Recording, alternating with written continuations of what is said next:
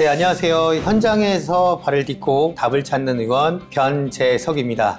책상 앞에서만 정책을 고민하는 것은 정말 별로거든요. 주민들과 눈을 맞추고 발로 뛰며 답을 구하는 것이 맞다고 생각합니다. 사람을 향한 정치, 따뜻한 교육을 위한 정치를 하고 싶습니다.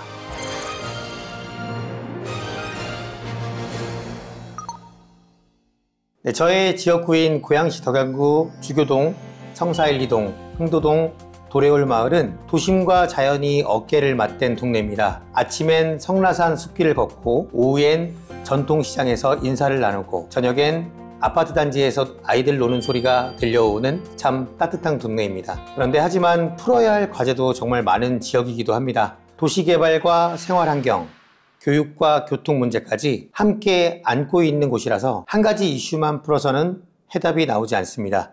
그래서 주민들과 늘 같이 머리를 맞대고 현실적인 대안을 찾아가는 과정을 자주 거치고 있습니다. 이 덕양이라는 지역은 단순한 선거구가 아니라 저에게는 사람 냄새나는 정치가 시작된 삶의 현장입니다.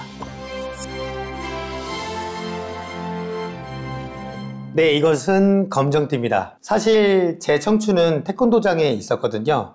어릴 때 제가 몸이 상당히 약했고 그리고 학교 폭력의 피해자였거든요. 부모님을 졸라서 태권도장을 갖고 그 강인함에 반해서 태권도를 시작하게 됐는데 한 가지 일화를 말씀드리면 같은 나이에 여자아이가 있었는데 관장님이 그 아이랑 겨루기를 시켰거든요. 근데 여자친구라고 해서 솔직히 좀 얕잡아 봤던 것도 사실인데 겨루기를 시작하자마자 약 3초 만에 제가 턱을 맞고 KO가 됐었습니다.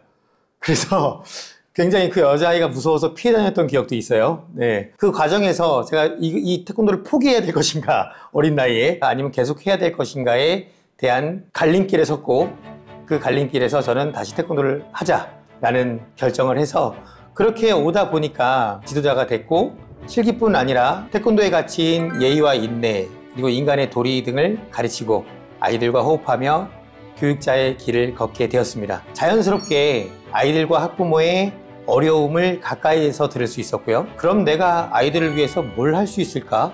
이것을 고민하다가 정치로 들어오게 된 겁니다.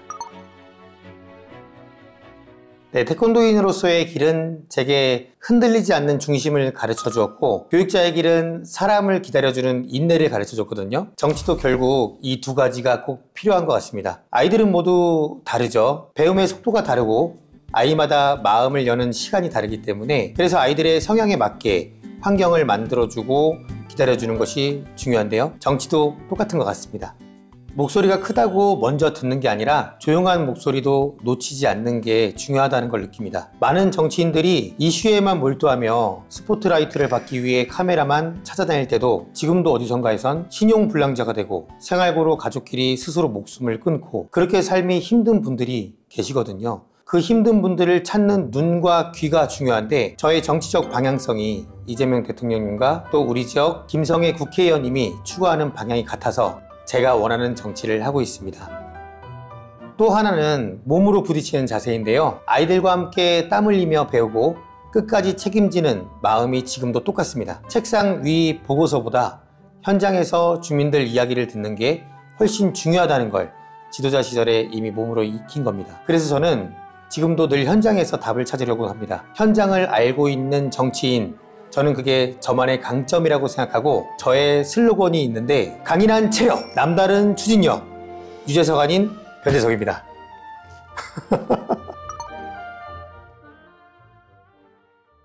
교육은 선언이 아니라 현장에서 작동해야 한다고 늘 강조해 왔거든요. 그래서 급식 안전, 진로교육, 늘봄학교 등 민생과 직결된 사안에 목소리를 냈었습니다. 급식의 경우는 계약 방식이 어떻든 간에 아이들의 밥상만큼은 안정적이고 무엇보다도 안전하게 지켜져야 한다고 생각합니다. 아이들이 먹는 음식은 단순히 식사가 아니라 건강권과 교육권의 출발점이기 때문에 이 부분은 경기도의회가 어떤 상황에서도 놓쳐서는 안 되는 기본 가치라고 보고 있습니다.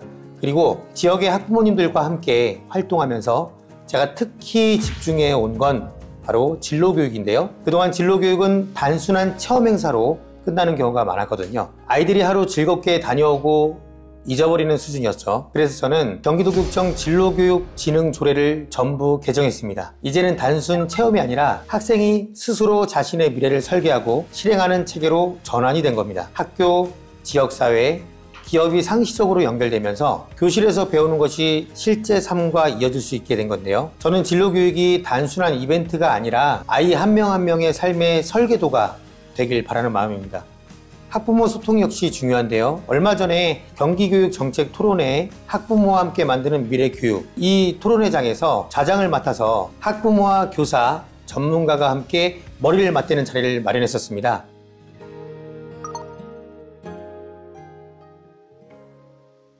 오늘 덕양구청에 왔습니다. 저희가 학부모님들과 함께 한 달에 정기회의를 한 번씩 진행하고 있는데요. 그 진행하는 날이 오늘이기 때문에 회의를 진행하기 위해서 덕양구청을 찾았습니다. 몇 명씩 내고 구매를 한다는 이거는 잘못된 거고, 그래서 교복 지원금 정책 자체에 대해서 다시 한번 뜯어보고 살펴보고, 다 구매가 이루어진 다음에 갑자기 그런 연락을 받으니까 엄마들은 굳이 그러면은 뭐 이렇게 선택사항. 혹시 다른 의견이 그동안 생각하셨던 그런 의견이 있으신 분들 계십니까? 학교의 이런 힘든 상황이나 고쳐야 될 부분들 또는 학교에 뭐 위험한 이런 것들 다 저희가 안건을 내놓으면 누구보다 빨리 일을 처리해 주시고 또 그것에 대한 대응이 너무 빨라서 학부모님들에게 엄청난 지지를 받고 계신 분입니다. 한 삽처럼 생기신 분이지만 저희한테는 한 스푼 같은 귀여움을 갖고 계신 분이고, 그리고 가장 중요한 거 진정성. 저희가 진정성에 대한 이야기를 많이 하는데 정말 진정성 있는 정치인이세요. 그래서 윤재석 위원장님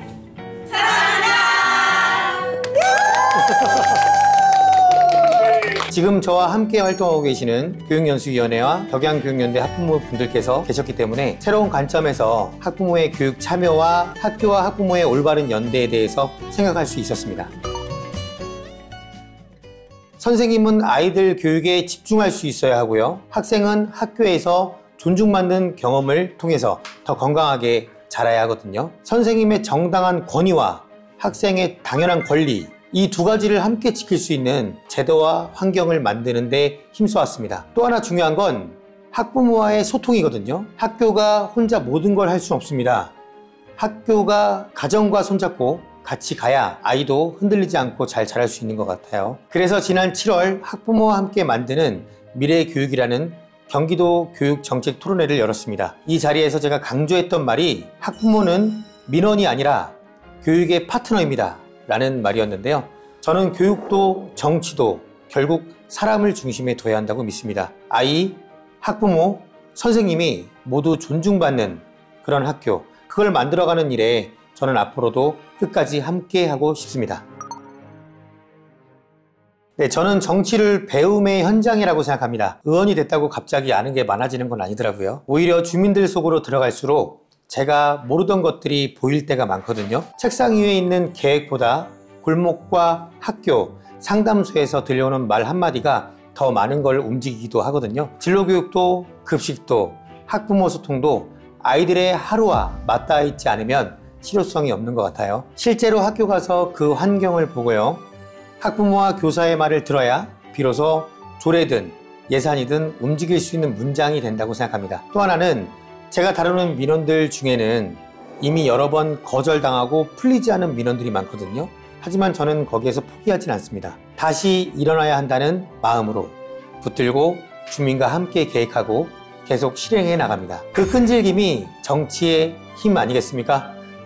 저는 가장 먼저 출근하고 가장 늦게 퇴근한 날이 많은데요. 어떤 날은 지방청 자료 하나를 더 보기 위해서 퇴근 시간을 넘기고, 어떤 날은 주민 정담의 회의록을 늦게까지 정리하면서 내일 말씀드릴 답변을 한마디를 또 고민합니다.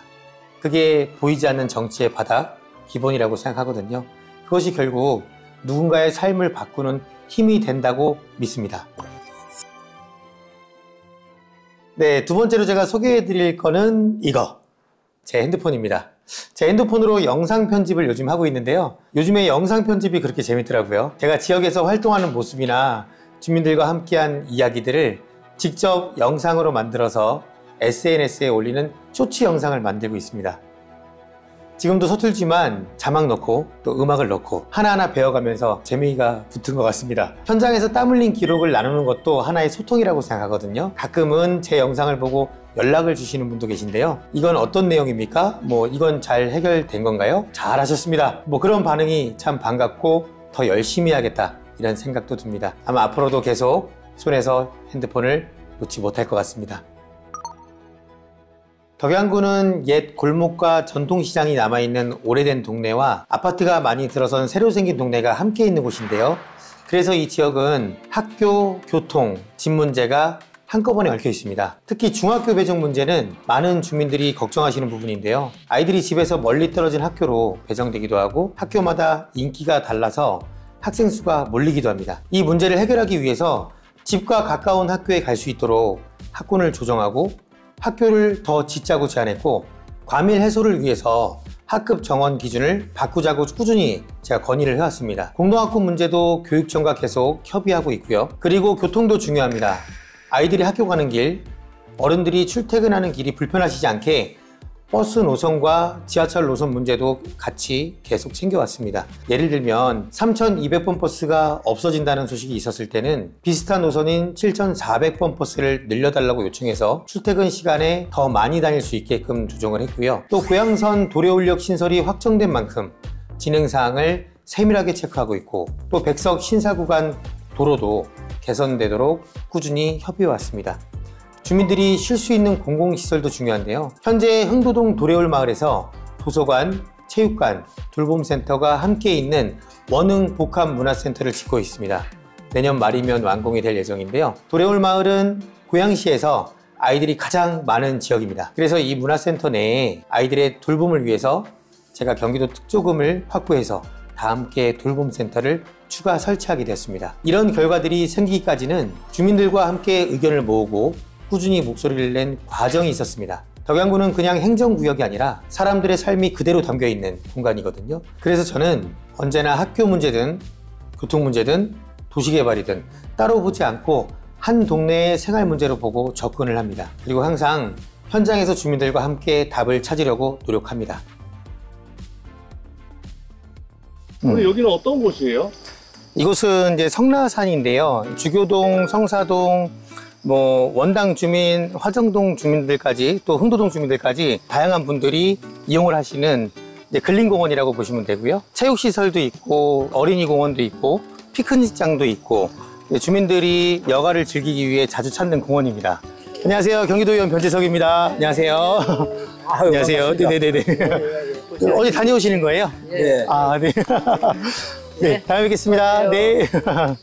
저희 클럽이 고양시에서 가장 오래된 명문 클럽으로서 2006년도에 저희 이 건물을 지었어요. 129장. 그러다 보니까 고양시에서 가장 오래됐는데 이런 내용이라든가 겉에라든가 너무 미흡한 데가 부실하고 이런 데가 너무 많아가지고 그래서 의원님께 부탁을 드렸습니다. 다행히 그동안 염원 사업이었던 저희 성나클럽의 공사를 의원님께서 도의 예산을 받으셔서 이렇게 흔쾌히 해주신 거에 대해서 아주 무한하게 영광으로 생각합니다. 구장을 이렇게 깨끗하고 쾌적하게 만들어주셔서 되게 감사하게 운동을 열심히 하고 있고요. 덕분에. 네, 정말 열악했습니다, 환경이. 이러한 부분에 대해서 많은 말씀을 주셨고 그 말씀을 제가 현장에서 청취하면서 이렇게 환경 개선이 이루어졌는데요. 회원분들께서 정말 너무너무 좋아하십니다. 주민들께서 이렇게 좋은 환경에서 운동을 하실 수 있다는 부분에 대해서 저는 정말 만족하고 그리고 보람을 느낍니다. 경기도와 고양시에 꾸준히 요청하고 설득을 해왔거든요. 결과적으로 도비 특조금 예산을 확보해서 주민들이 운동하고 모일 수 있는 체육 공간을 더 쾌적하고 편리하게 만들 수 있게 되었습니다. 앞서 말씀드린 다함께 돌봄센터도 그렇지만 이 모든 것은 주민들과 함께 만들어낸 결과라는 점에서 더 의미가 큰 것 같습니다. 민원을 대할 때 제가 가장 중요하게 여기는 건 끝까지 함께한다 라는 태도입니다. 가끔은 행정 절차나 법 규정 때문에 시간이 오래 걸리거나 당장 답을 드리지 못할 때도 있어요. 하지만 그럴수록 저는 주민이 혼자 남겨졌다 라는 느낌을 받지 않도록 하려고 노력합니다. 민원을 접수받은 순간부터 함께 고민하고 현장을 찾고 행정기관과 직접 부딪히며 상황이 어디까지 왔는지 계속 설명드리고 끝까지 포기하지 않습니다. 정치는 결국 사람의 문제고 민원은 주민의 삶에서 나온 가장 절실한 목소리거든요. 저는 그 목소리 앞에서 언제나 성실하게 꾸준하게 움직이겠습니다. 네, 맞습니다. 이게 그 상패인데요. 저에겐 큰 영광이지만 저 혼자 잘해서 받은 상이 아니라 주민들과 함께 발로 뛰고 하나하나 확인하며 지적했던 일들이 반영된 결과라고 생각합니다. 그 중에서도 율곡연수원 이전 문제는 지금도 기억이 많이 남는데요. 율곡연수원 부지는 덕수이시 종중에서 경기도교육청의 교육 발전을 위해 기부 체납한 땅입니다. 그곳에 율곡 이희 선생님의 교육 철학을 담아 연수원을 운영하기로 약속을 한 내용이 율곡연수원에 가면 안내되어 있습니다. 처음 이 계획을 들었을 때 준비 없이 너무 급하다 이런 생각이 들었어요. 기부 체납을 한 이씨 종중에게는 단 한 번의 의논도 없었고 지역 주민에게도 설명도 없이 추진되고 있다는 점도 우려가 됐습니다. 행정에서 이전하겠다라고 발표했지만 정작 주민들은 나중에서야 알았고 지역 여건도 제대로 반영되지 않았습니다. 그래서 자료를 하나하나 뜯어보고 현장을 확인하고 종중과 교육청 담당자들과 끝장 토론을 했습니다. 그 과정에서 사전 준비가 부족했고 추진 절차도 미흡했고 주민 의견 수렴도 부족했던 문제를 파고들어 짚어내서 결국 이 계획은 전면 백지화됐습니다. 네, 저는 이렇게 생각하거든요. 행정의 편의를 위해 지역이 희생돼서는 안 됩니다. 정책의 중심은 늘 사람이어야 하고 주민의 삶이 기준이 되어야 합니다. 그걸 지켜내는 것이 도의원의 역할이라고 믿고 있고 앞으로도 그 원칙은 꼭 지켜나갈 생각입니다.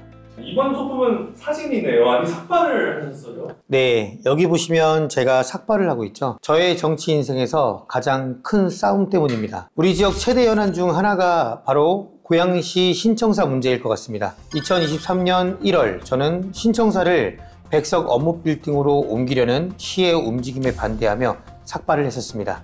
위치도 큰 문제지만 시민의 동의도 시의회의 협의도 없이 행정을 밀어붙이는 방식이 잘못됐다고 판단했기 때문입니다. 이걸 경기도 투자심사에서 막아낸 건 정말 많은 노력이 필요했고 결코 쉬운 일이 아니었습니다. 김성애 의원님께서 김동연 도지사와 국정감사에서 종지부를 찍어주시지 않았다면 아마도 어려웠을지도 모릅니다.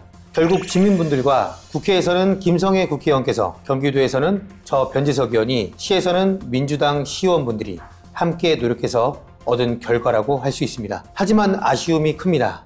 백석 업무빌딩으로서의 이전이 막힌 건 맞지만 주교동 신청사를 원안 건립하는 일은 아직 멈춰있는 상태입니다. 이미 수백억 원의 예산이 들어간 신청사가 방치되다시피 하고 있고 모든 권한이 시장님께 있기 때문에 방법을 찾기가 쉽지 않습니다. 시장님께서는 지금이라도 원안 건립을 위해 노력해 주시기 바랍니다.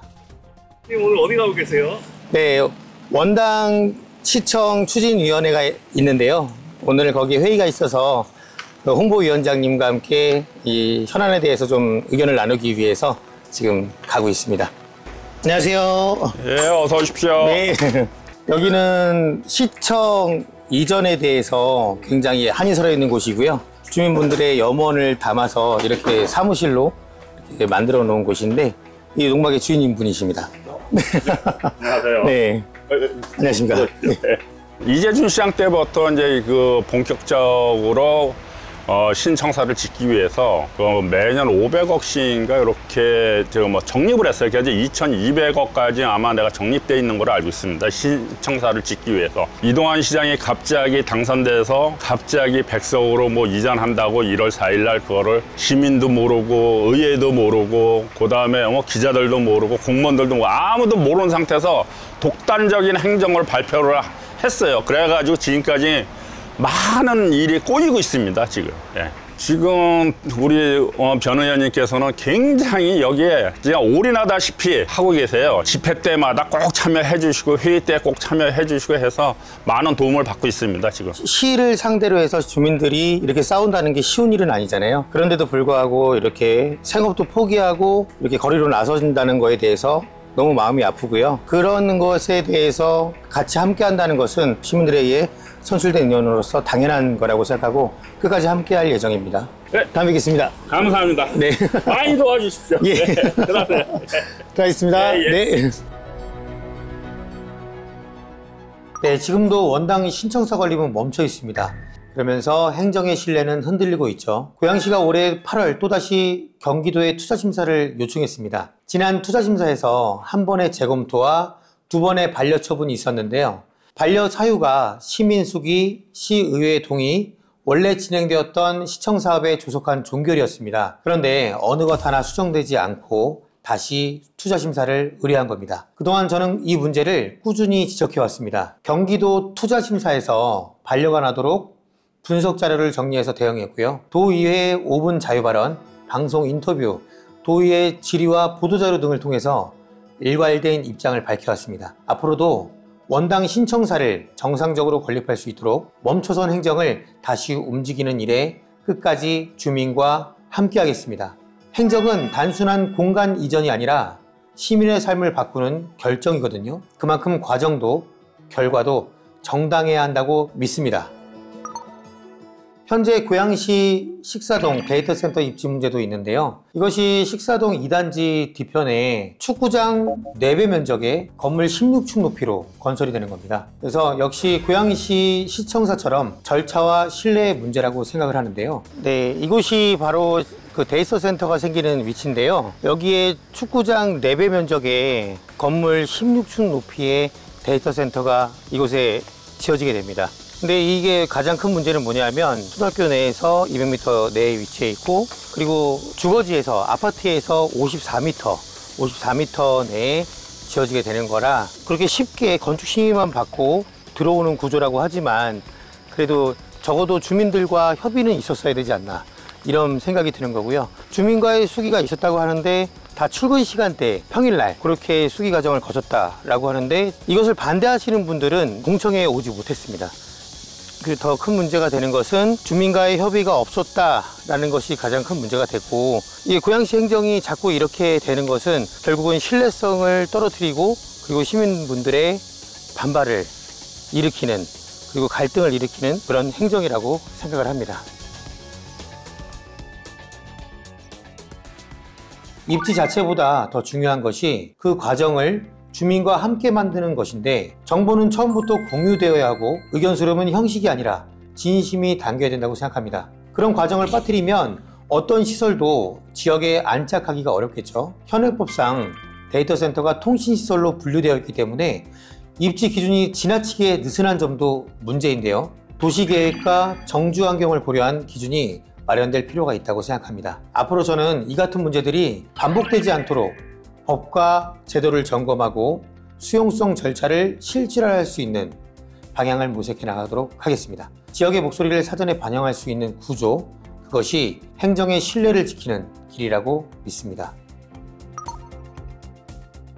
사실 제가 다루는 사안들 중에는 이미 누군가가 시도했지만 풀리지 않았던 그런 문제들이 많거든요. 단순히 지적하는 건 쉽지만 어떻게든 풀어보겠다라는 각오가 없다면 진전이 없습니다. 그래서 늘 현장에서 주민들과 함께 부딪히며 방법을 찾습니다.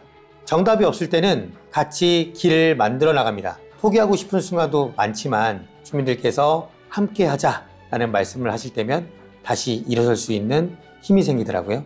저는 스스로를 끈질긴 사람이라고 생각하지는 않습니다. 다만 주민이 손을 잡아주면 어떤 어려움 앞에서도 물러서지 않고 끝까지 갑니다. 그게 제가 정치를 대하는 방식입니다.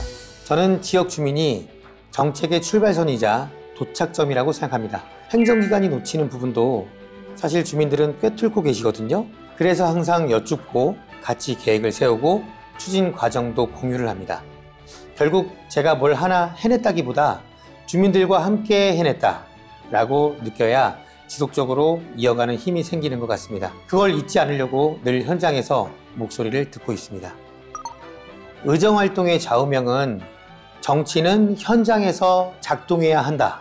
제안한 조례가 확보한 예산이 외친 문제 제기가 결국 현장에서 작동하지 않으면 아무 의미가 없습니다. 그래서 저는 정치를 계획이 아니라 작동으로 증명하려고 합니다. 말을 줄이고 실행으로 남기는 것, 계획이 아니라 작동으로 증명하겠습니다. 초심은 제 발걸음의 기준이고 선거가 끝나도 그 초심은 계속 지켜갈 약속입니다.